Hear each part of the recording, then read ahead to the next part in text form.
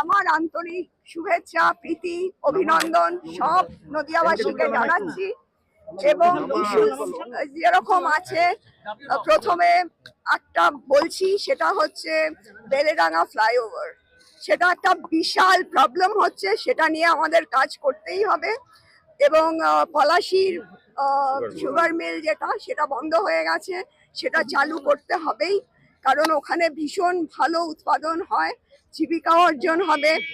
3 নম্বর হচ্ছে করিমপুরের কৃষ্ণনগর করিমপুর যেটা রেলপথ আছে, সেটা এরকম অনেক কটা আছে। তো তারপরে এতে জলঙ্গি আর কি নাম সংস্কার পার্ট তো একেবারে হাল হয়ে গেছে, সেইগুলো ভীষণ ভালো লাগছে। I am blessed.